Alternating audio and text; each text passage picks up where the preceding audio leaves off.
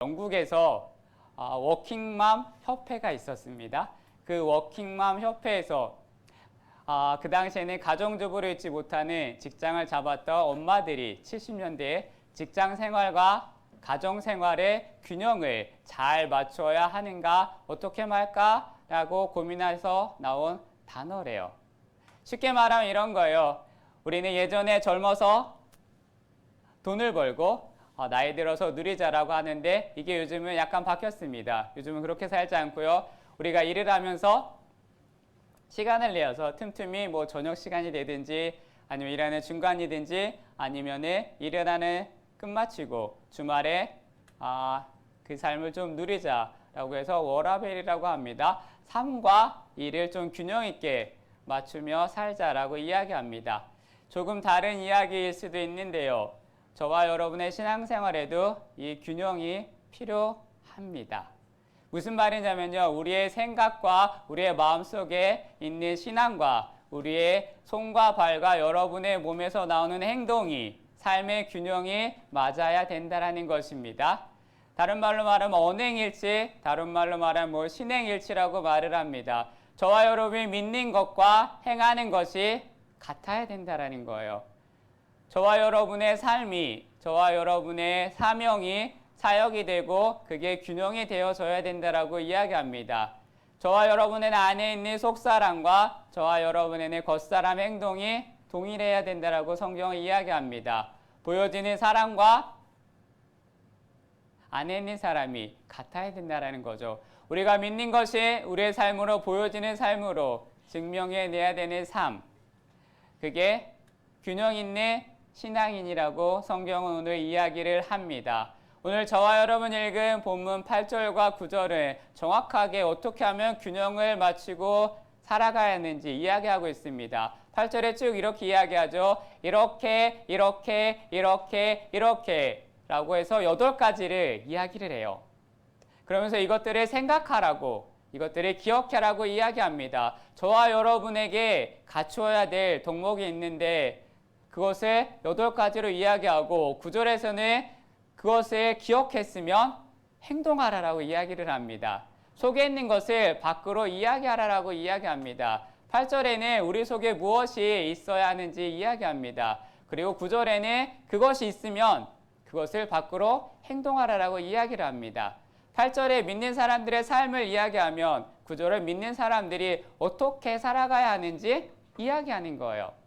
그래서 균형 있게 살아가라라고 이야기합니다. 8절에 보면 우리 속에 무엇을 담고 살아가야 하는지 기억하고 그것을 8가지로 이야기한다라고 말을 했습니다. 8절을 다시 한 번만 읽어볼까요? 8절입니다. 끝으로 시작. 형제들아 무엇에든지 참되며 무엇에든지 경건하며 무엇에든지 옳으며 무엇에든지 정결하며 무엇에든지 사랑받을 만하며 무엇에든지 칭찬받을 만하며 무슨 덕이 있든지 무슨 기름이 있든지 이것들을 생각하라. 저와 여러분의 마음속에 늘 어떤 행동을 하기 전에 우리 마음속에 먼저 속사람이 든든해야 합니다. 그리고 그 사람으로 그것이 있어야 능력이 나타난다라고 이야기를 합니다. 쉽게 이야기해서 이거예요. 그냥 기분대로 살지 말고 생각대로 살지 말고 동물적으로 반응하지 말고 우리의 손과 발과 말과 행동을 하기 전에 속사람에서 오늘 분명히 성경에서 말하는 이 8가지 기준으로 생각해 보라라는 거예요. 내가 지금 하려는 것이, 내가 지금 행동하려는 것이, 내가 지금 말을 하려는 것이 이것이 경건한 삶인가? 이것이 옳은 것인가? 이것이 정결한 것인가? 이것이 사랑받을 만한 것인가? 아니면 이것이 주님 앞에 칭찬받을 만한 것인가? 아니면 내 자손, 후손들이 길게는 이것을 내가 한 행동을, 내가 한 선택이 기념될 만한 것인가? 좋은 일인 것인가? 이러한 8가지를 가지고 그 속사람 기준으로 채워 넣으라는 거예요.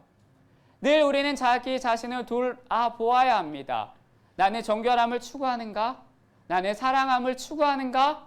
나는 옳은 것을 추구하는 것인가? 나는 경건한 것을 추구하는 것인가?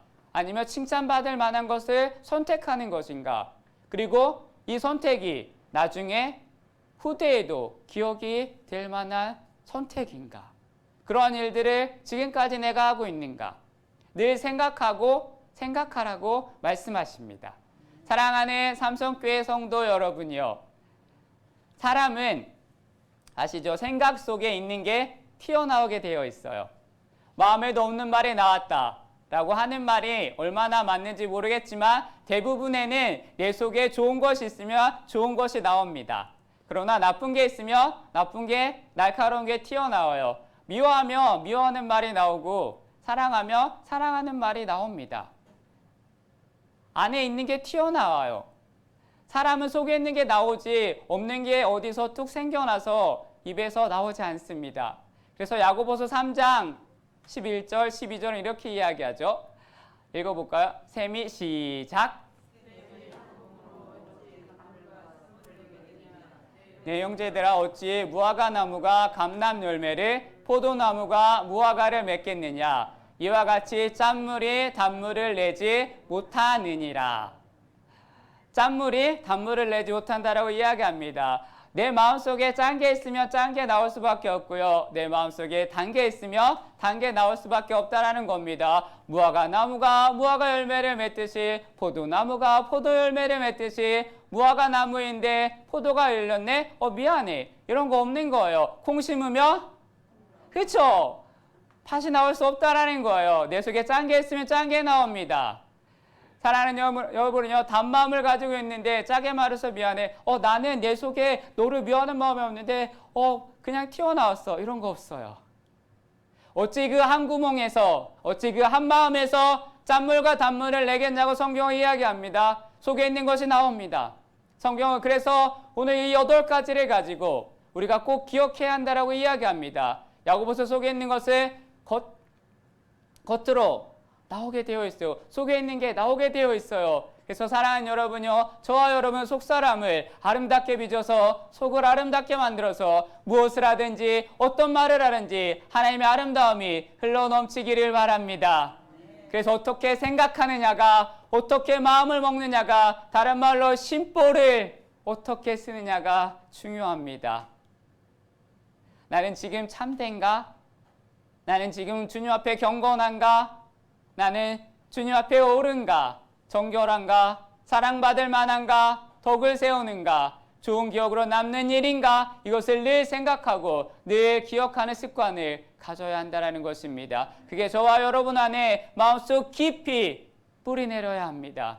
그래서 우리 하루 몇 번씩 생각해야 돼요. 내 선택이 주님 앞에 옳은가? 내 말이 주님 앞에 칭찬받을 만한가? 내가 했던 일이 후회하지 않는가? 주님이 기뻐하셨을까? 사랑받을 만한가? 계속 생각하셔야 합니다. 후대들 기억할 만한 건가? 왜냐하면 생각하는 것이 흘러나옵니다.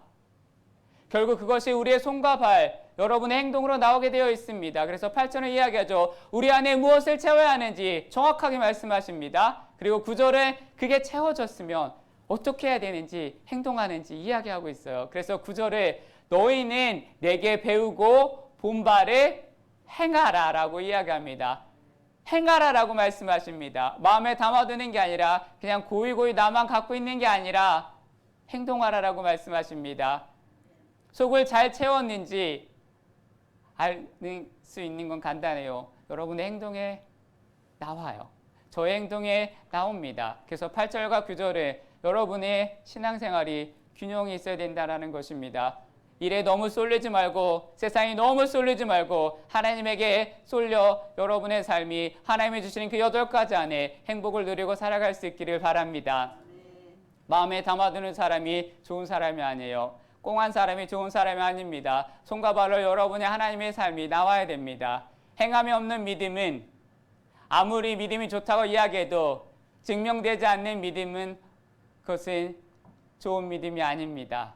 우리가 잘 아는 것처럼 야고보서 1장 22절에 이렇게 해요. 너희는 말씀을 행하는 자가 되고 듣기만 하여 자신을 속이는 자가 되지 마라. 우리가 잘 아는 구절에 야고보서 2장 26절은 또 이렇게 이야기하죠. 영혼 없는 몸이 죽은 것 같이 행함이 없는 믿음은 죽은 것이라. 저와 여러분의 속에 있는 것이 나옵니다. 그래서 그게 하나님의 믿음으로 정말 속사람이 건강한 하나님의 사람이 되시기를 바랍니다.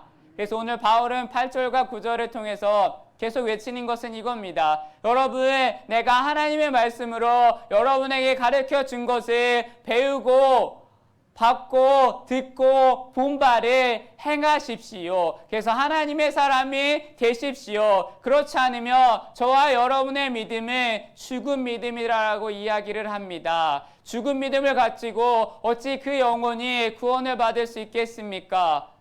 죽은 믿음을 가지고 어찌 외치면 영혼이 돌아올까요? 8절과 9절은 동면의 양면이에요. 오늘날 우리 예수 믿는 사람들 가장 큰 문제는 이구동성으로 이야기하죠. 세상과 예수 믿는 사람, 교회 다니는 사람은 똑같아. 옆집이나 나나 똑같더라 라고 세상이 말을 합니다. 안 믿는 사람도 이야기해요. 야, 너는 교회 가고 안 가고 그 차이밖에 없더라.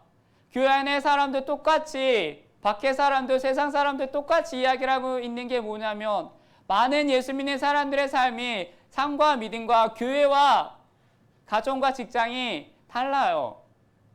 이게 일치가 되지 않습니다. 전혀 일치가 되지 않아요. 다른 말로 이야기하면 교회에서 있는 여러분의 모습과 가정과 직장과 밖에서의 모습이 차이가 많이 난다라는 거죠.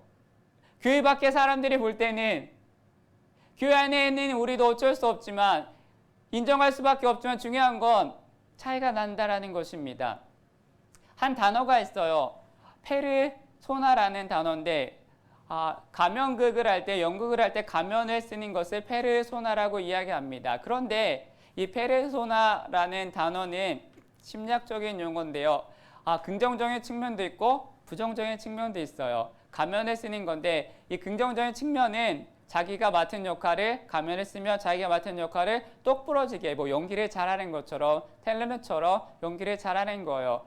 뭘 주어지면 정말로 그 역할에 굉장히 충실히 잘합니다. 그런데 부정적인 측면은 이런 거죠. 가면을 쓰고 있는데 그 가면에 자기 정체성을 잃어버리는 거예요. 남들에게 자기 본 모습을 드러내지 않고 그냥 가식적으로 살아가는 것을 페르소나라고 이야기를 하는데요. 어떻게 하느냐가 중요한데 나쁜 케이스를 예를 들면 이거예요. 회사에서 사장님이 있어요. 사장님이 있는데 이 사장님이 회사에서 정말로 최고의 사장님입니다. 회사도 커지고 돈도 많이 주고 직장에서 최고입니다. 기업의 이윤을 가져다 경영을 잘합니다. 회사가 잘 돌아가 5년, 10년에 중소기업, 대기업 키워나갑니다. 그래서 사람들이 저 사람 대단하다라고 이야기합니다. 그런데 그렇게 회사에서는 직위가 사장님입니다. 멋진 사장님인데 차를 타고 집으로 와서 퇴근하면 그 사장님의 옷을 벗어야 되는데 아빠의 남편의 모습이 돼야 되는데 그게 안 된다라는 거죠. 집에 와서도 여전히 사장님이에요. 그래서 즐겁게 식사도 하고 애들이랑 놀아주고 공원에 가서 산책도 해야 되는데 이 페르소나 가면을 못 벗으면 그냥 그 CEO의 모드로 집에 와서 이렇게 이야기하는 거죠. 집에 와서 자기가 사장이지 않은 거예요. 그래가지고 가족에게 이야기하는 거예요. 바꿔줘와요. 명령하는 거죠. 예를 들어 애들에게 이야기할 때 김 부장에게 오더를 내리듯이 명령을 하는 거죠. 집에 와서도 자기가 사장인 것처럼 행동을 합니다. 그것은 안 좋은 케이스라는 거예요. 자기에게 맞는 역할, 아버지의 역할도 잘하고 남편의 역할도 잘하고 사장의 역할도 잘하는, 그래서 회사에서도 잘하고 밖에 나가서도 잘하고 친절한 사람이 장점이 있지만 저와 여러분이 예수 믿는 사람으로 살 때 단점을 한번 생각해 보시기 바래요. 우리는 완벽한 가면을 잘 씁니다. 이곳저곳에 가서 다른 모습을 보여줍니다. 교회 와서 저 사람이 정말로 신실한 크리스찬 같는데 나와보면 딴판이죠. 교회에서는 정말로 저렇게 믿음이 좋은 사람이 없는데 교회 문을 나서서 집으로 갈 때 차 안에서 가면을 벗고 그때부터 모드를 풀고 그때부터 본 모습이 돌아와 언어가 거칠어지고 화를 내고 가정에서 폭군이 되기 시작하고 회사에서 그분이 등장하면 모두가 경직되고 피하고 회사가 굳어져 버리고 가는 데마다 사람들이 떠나고 치를 떠는 사람. 완벽한 가면극이죠. 교회 올 때는 믿음이란 가면을 씁니다. 밖에 나갈 때는 본 모습이 나타납니다. 삶과 행동이 전혀 다른 사람이 예수 믿는 사람 중에 많다라는 거죠. 교회의 얼굴과 가정의 얼굴, 직장의 얼굴, 친구들을 만날 때 얼굴이 다른 인격으로 존재하는 사람이 있습니다. 이것이 믿는 사람을 병들게 합니다. 그래서 기독교를 욕을 먹습니다. 제가 대학원에 다닐 때요.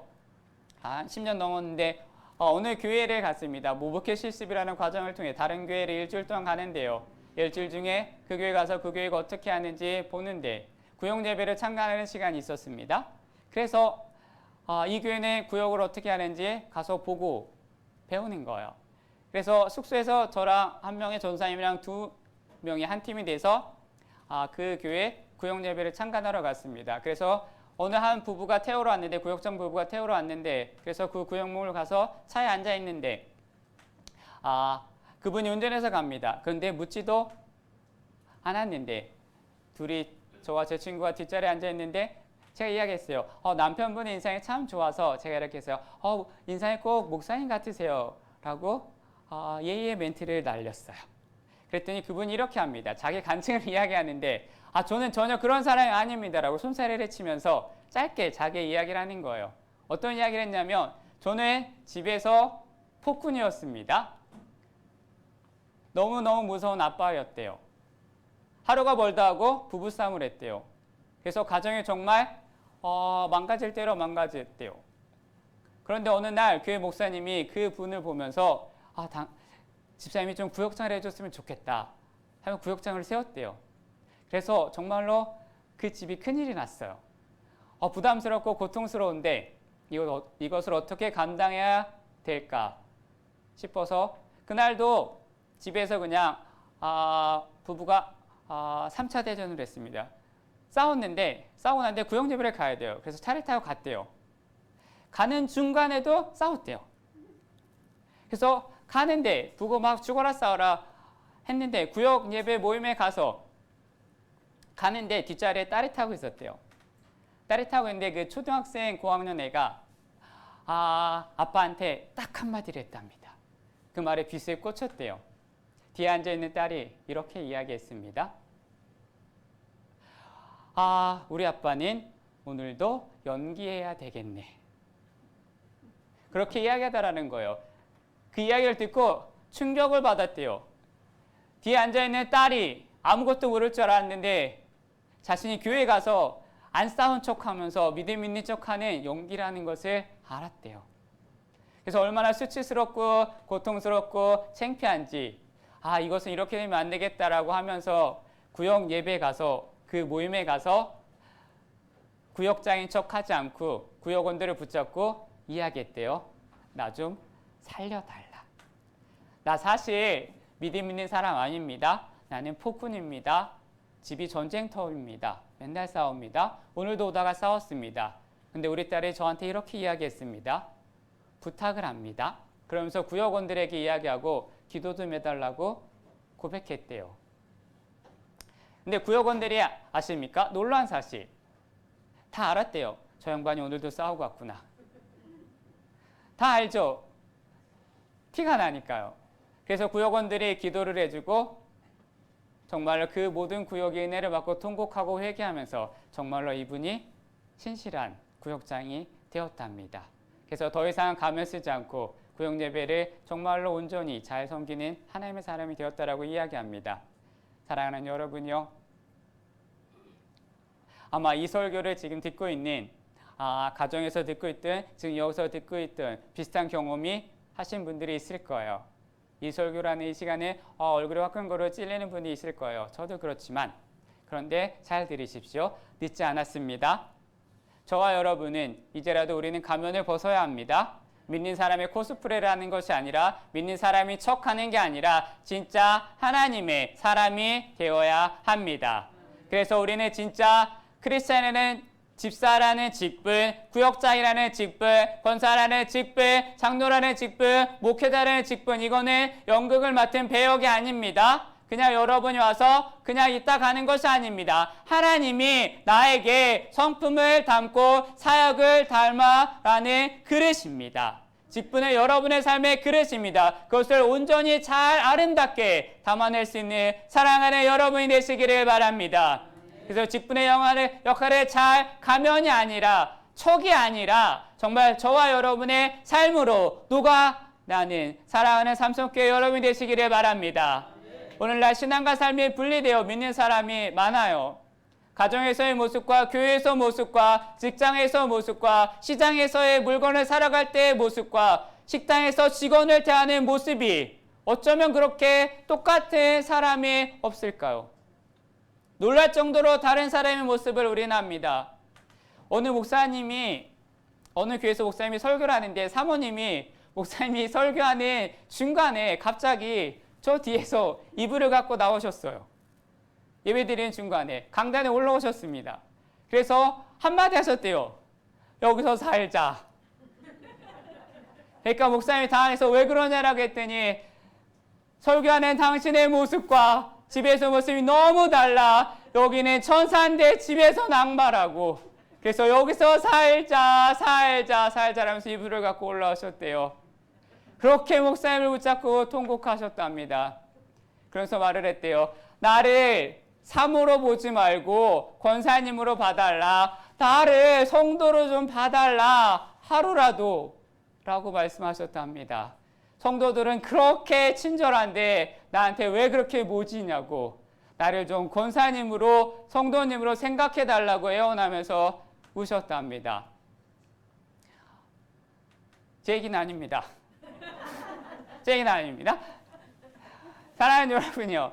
오늘 집사님 가정은 아이들이 그렇게 이야기한대요. 주일을 그렇게 기다린대요. 교회 가고 싶다. 오늘은 주일이 아닌가? 며칠 남았네? 5일, 4일, 3일. 엄마 언제 교회 가? 이런대요. 이 말을 들으시면 부러우십니까? 한국말은 끝까지 들어야 합니다. 아이들을 잘 키워놓은 것 같다고 생각하시면 안 됩니다. 왜냐하면 왜 그렇게 아이들이 교회를 가고 싶냐라고 물어봤대요. 그랬더니 주일날 교회 오는 시간만 엄마 아빠가 안 싸운대요. 그 시간만 빼고 일주일 내내 싸우니까 아이들의 마음속에는 손가락을 꼽아 기다리는 거예요. 주일이 언제 오나? 언제 오나? 그런데 부모들은 그것도 모르고 우리 자녀들이 믿음이 좋아요 라고 자랑을 했대요. 사랑하는 여러분이요. 우리 아이가 교회를 그렇게 빨리 가고 싶어 해요. 그래서 가정과 여러분의 모습, 교회의 모습과 집의 모습이 우리 엄마 아빠의 모습이 동일하기를 바랍니다. 어느 교회 새신자가 교회에 등록했다가 그 교회 장로님을 보고 놀랬어요. 왜냐하면 회사의 부장님인데 그 교회 장로님이래요. 그래서 이 새신자 분이 교회를 영영 떠났습니다.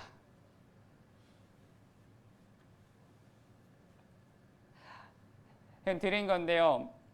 서울에 가면 지하철이 있죠. 지하철에 가면 사람이 많아요. 그래서 지하철에 있는데 이쪽에도 앉고 저쪽에도 앉습니다. 사람이 많은데 굉장히 빈틈이 없었어요. 근데 딱 요만큼 허벅지 하나 들어갈 만큼의 빈틈이 있더랍니다. 그래서 한 중년의 여성이 되시는 분이 그 빈틈을 정확하게 발견하고 옆으로 허벅지부터 거기에 넣었어요. 이렇게 넣어서 이렇게 돌았어요. 한 자리가 나오죠. 그러니까 막 엉덩이를 비비고 앉았습니다. 거기까지가 좋은데 거기서 끝나 우리 이해합니다. 힘드시구나. 그런데 그때부터 이분이 영토를 넓히기 시작을 했대요. 왼쪽으로 두 번 엉덩이, 오른쪽으로 두 번 카라고 이렇게 하기 시작을 했습니다. 그래서 사람들이 밀려나서 한 자리가 더 생겼어요. 이분 빼고 한 자리가 더 생겼어요. 그런데 중요한 건 또래 같은 여자분이 거기 서 있었는데 이분이 이렇게 불렀답니다. 전설적으로 권사님 이리 오세요. 비었어요. 그 모습을 앞에 본 수많은 사람들이 다짐했어요. 절대로 교회를 가지 말아야 되겠다. 굳게 다짐했답니다. 사랑하는 여러분이요. 저와 여러분이 무의식의 행동 중에 신앙과 삶과 말씀이 일치되지 않는 부분이 얼마나 많이 있는지 되돌아보시길 바랍니다. 그게 하나님의 복음을 엄청나게 가로막고 있다는 사실을 기억하시길 바랍니다. 아십니까? 기독교가 교회가 하루아침에 마귀의 공격 때문에 외면을 당하고 세상에 손가락질을 당하고 혐오단체고 저희 가면 코로나 걸린다 괴물 같은 집단이 됐다라고 공격받는다고 생각하지 마십시오. 그런 면도 있지만 기독교 역사 속에 있어 왔지만 중요한 건 그렇게 우리가 살아내지 못했기 때문에 세상이 손가락질하는 거예요. 너나 나나 쌤쌤이다. 식당에서 여러분이 밥 먹으러 가셨을 때 특히 조심하셔야 합니다. 왜냐하면 우리가 밥 먹으러 가면 기독교인이 가면 우리는 기독교인입니다. 그러면 당연히 기도를 하죠. 그리고 밥을 먹는데 모여서 대표 기도를 하는데 얼마나 크게 하는지 다 들려요. 가끔은 저도 여기서 밥 먹는데 저쪽 교회 왔구나 저기도 교회 왔구나. 그래서 기도를 했으면 아십니까? 기도에 책임을 지셔야 돼요. 식당에서 여러분이 기도하셨으면 책임을 져야 돼. 이런 거죠. 식당 서빙 하시는 분들한테 좋은 덕담도 해주고 고맙다라는 말도 해주고 그 식당에 바쁘면 물이 좀 안 채워지면 물 좀 주세요. 근데 안 갖다 주면 좀 기다렸다가 시간 될 때 물 좀 갖다 주세요라고 이렇게 화를 내지 않고 나긋나긋하게 이야기를 하셔야 합니다. 그런데 우리는 거기서 모여가지고 기도를 한 것뿐이지 그 다음부터 팔을 걷어붙이고 세상 사람들이 들어서는 절대 안 될 교육을 하기 시작을 하죠. 저 권사는 이상해. 우리 교회는 이상해. 교회 오지 않는 사람들이 아무런 서스럼 없이 기도하지 않았다면 저게 뭔 소린가 했겠지만 기도를 했는데 교인들이 모여서 기도를 했는데 서빙을 하면서 고기를 구워주면서 그것을 잘라주는데 거기서 이야기를 하는데 나도 교회 가고 싶다라는 생각을 누가 하겠습니까? 그렇게 교회 욕을 하고 그렇게 목사님 욕을 하고 그렇게 장로님 욕을 하는데 누가 교회 와서 은혜를 받겠습니까? 내가 힘든데 기도받아가지고 치료받아서 간증을 나누며 나도 문제가 있는데 힘들면 교회 가겠다라고 생각을 하는데 얼마나 힘이 되겠어요. 그런데 교회 문제를 교회 안 좋은 이야기를 싸우는 이야기를 하는데 누가 예수를 믿을까요? 사랑하는 삼성교회요. 다양한 수많은 경험이 쌓여 실개천이 강물이 되고 강물이 모여 바다를 만나듯이 내가 아무렇지도 않게 하는 그 행동 하나가 100사람의 행동이 될 수 있고 수만 명의 사람이 행동하고 100만 명이 똑같이 행동한다면 그것은 기독교가 욕을 먹고 핍박을 받을 것입니다.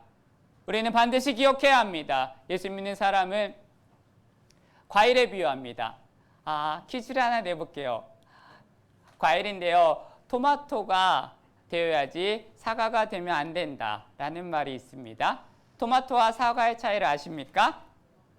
여러 가지 차이가 있는데요. 이거예요. 토마토는 겉도 빨갛고 속도 빨개요. 사과는 겉도 빨간데 안은 그렇죠. 우리는 토마토가 되어야 합니다. 겉과 속이 똑같아야 된다라는 겁니다. 근데 우리는 가끔 사과가 많이 됩니다. 사랑하는 여러분요, 다 과일은 좋지만 우리는 사과같이 겉다르고 속다른 사람이 되지 않기를 바랍니다. 토마토처럼 겉도 빨갛고 속도 빨간 하나님의 언행일치, 선행일치의 사람이 되시기를 바랍니다. 그래서 행동과 삶이 함께할 수 있는 그런 믿음의 사람이 되실 수 있기를 바랍니다. 그래서 이제는 말로 복음을 전하면 세상이 알아요. 너나 믿어라 라고 말을 합니다. 세상 사람도 말로만 하고 손과 발로 행동을 하라라고 우리에게 이야기를 합니다. 너랑 우리랑 다른 게 뭐냐 말 빼고 그럴 때 우리에게 와닿는 성경 구절 하나가 있죠. 요한복음 1장 14절입니다. 성경 이렇게 이야기합니다. 읽어볼까요? 시작. 사랑하는 여러분요, 이 구절은 그냥 읽으시면 안 돼요. 오늘 빌립보서 8절과 9절에 하나님이 계신 하늘에 계신 하나님이 말씀으로만 하늘에 계시지 않고 그 말씀이 손과 발에 새겨 우리와 같이 육신이 되어 이 세상에 오셨습니다. 육신으로 우리 가운데 거하셔서 삶을 우리를 치료하고 우리와 함께 계심으로 말미암아 우리가 그의 영광을 보니 아버지의 독생자의 영광과 은혜와 진리가 충만하다라고 성경은 분명히 말씀하십니다. 로고스 대신 하나님이 하늘의 말씀으로 로고스로 계시지 않고 말씀이 육신되어 우리 가운데 거하셔서 예수님의 말씀으로 멈춰 있는 게 아니라 우리에게 주신 명령이 있어요. 그것은 뭐냐면 오늘 듣는 이 말씀이 말씀으로만 멈춰져 있는 것이 아니라 그냥 거기서 듣는 것으로 끝내는 것이 아니라 말씀이 여러분의 육신 속에 들어가 그 육신의 손과 발이 되어 세상 가운데 하나님이 보낸 하나님의 지혜와 진리를 깨닫게 하는 하나님의 사람이 되시기를 바랍니다. 하나님의 사람이 되시기를 바랍니다. 이것을 끝까지 놓지 않는 사랑하는 여러분이 되시기를 바랍니다. 인도에 선교사님 한 분이 계세요. 스탠리 존슨이라고 하는 분인데요. 인도에 1930년, 40년대에 가셔서 불가촉 천민, 가장 하위 계급의 복음을 전했던 위대한 선교사님이십니다. 미국 타임즈가 선정했는데요. 사도 바울 이후에 가장 위대한 선교사라는 평가를 듣습니다. 마하마티 간디의 멘토였고 마틴 루터 킹 주니어의 멘토였어요. 수많은 인도에서 사역을 감당했던 분인데 그런데 이분이 뭐라고 이야기하냐면 저분이 처음에 인도를 갔는데 복음을 전하러 갔는데 예수를 안 믿더래요. 다른 말로 이야기하면 너무 잘 믿더래요. 무슨 말이냐면 인도는 이미 1억 개 이상의 우상이 있습니다. 그래서 저 선교사님이 예수가 하나님이라고 이야기했을 때 당연하다. 내가 믿겠다. 라고 이야기한대요. 그런데 어떻게 믿느냐면 1억 개 흰 플러스 하나예요. 그냥 잡신 정도로 생각했대요. 우리는 아시죠? 예수에는 다른 길이 없습니다. 하나님께로 가는 유일한 길은 진리요 생명입니다. 그래서 예수로 말미암지 않고는 천국에 갈 수 없는 우리는 오직 예수인데 쟤들은 1억 플러스 하나 라고 생각했대요. 그래서 복음을 전하니까 그렇게 말로만 믿지 잘 안 믿더래요. 실제로 믿지 않는 이분들이 어떻게 복음을 전할까 고민하다가 이분이 불가촉 천민의 삶을 살아냈어요. 같이 뒹굴고 함께 생활하니까 이 사람들이 믿기 시작했더랍니다. 그리고 그 믿은 인도 사람들이 이렇게 이야기를 했대요. 당신이 여기를 와서 복음을 전할 때 우리는 처음에 몰랐습니다. 우리가 믿는 1억 명의 우상의 신과 똑같은 줄 알았습니다. 그러나 당신이 말하는 예수는 달랐습니다. 뭐가 다르냐고 물었더니 이렇게 얘기했어요. 인도 사람들이 이렇게 고백합니다. 우리의 신은 사랑하라는 명령을 내렸는데 당신의 신은 사랑하더라. 우리의 신은 용서하라고 가르쳤는데 당신의 신 예수는 용서하더라. 우리의 신은 나는 못 고칠 능력이 없다, 못 고칠 병이 없다라고 자랑을 했는데 당신의 신 예수 그리스도는 그들의 고름을 짜내며 낫게 해주었더라. 용서를 가르치는 신이 아니라 용서하는 신이었고 사랑을 가르치는 신이 아니라 사랑을 하시는 분이셨고 내가 못 고칠 질병이 없다라고 자랑하는 잡신이 아니라 고쳐내내 살아계신 유일한 하나님이셨다라고 그것이 다르다라고 인도의 사람들이 고백했습니다. 예수님 앞으로 실천하는 행하는 삶, 그래서 그들이 주님 앞으로 다 돌아왔어요. 사랑하는 여러분이요, 말이 아니라 손과 발에 새겨진 믿음이 중요합니다. 손과 발로 향할 때 주님이 주시는 선물이 있습니다. 그 선물을 읽고 찬양하고 기도하려 합니다. 9절입니다. 9절 다시 한번 볼까요? 너희는 시작. 그리하면 평강의 하나님이 너희와 함께 계시리라. 믿는 것으로 손과 발로 행동으로 살아낼 때 주님이 약속은 내가 너와 함께 하겠다. 주님과 닮아가십시오. 사랑하는 여러분이여, 데칼코마니 예수님을 닮아가는 사람은 예수님을 따라 예수님을 살아내는 티가 나야 합니다. 어떤 티가 나십니까? 어떤 향기로운 냄새가 나십니까? 세상의 냄새이십니까? 예수 그리스도의 냄새이십니까? 세상이 여러분을 바라볼 때 저 사람은 진짜 예수 믿는 사람이다라는 말을 들어야 하는데 힘들어요. 이를 악물어야 되고 가끔은 화를 눌러야 되고 가끔은 억울할 때도 있지만 사랑하는 여러분이요, 반드시 기필코 반드시 당신이 믿는 예수를 나는 믿고 싶습니다. 이 말을 기필코 반드시 들을 수 있는 하나님의 사람이 되시기를 바랍니다. 주님이 늘 우리와 세상 끝날까지 동행할 수 있는 하나님의 사람이 되십시오. 그러려면 말이 아니라 행동으로 믿음으로 살아내는 사랑하는 여러분이 되시기를 바랍니다. 힘들 거예요. 쉽지 않습니다. 마귀가 여러분의 성격과 여러분의 마음과 여러분의 생각을 계속 쿡쿡 찌르며 자꾸 여러분의 가장 약한 부분을 긁으며 하나님을 멀리하게 만들 것입니다. 주의 말씀으로 이겨내시길 바랍니다. 하나님을 향한 기도로 이겨내시길 바랍니다. 좁은 길이 아니라 좁은 길을 묵묵히 걸어갈 수 있기를 바랍니다. 하나님의 사람이요, 하나님만을 바라보고 묵묵히 힘들고 어려운 시간이지만, 힘들고 어려운 시대이지만 여전히 하나님을 사모하며 사랑하며 손과 발로 믿음을 나타내는 하나님의 사람이 되시기를 바랍니다. 우리 찬양하고 기도할 건데요, 하나님의 말씀으로 오늘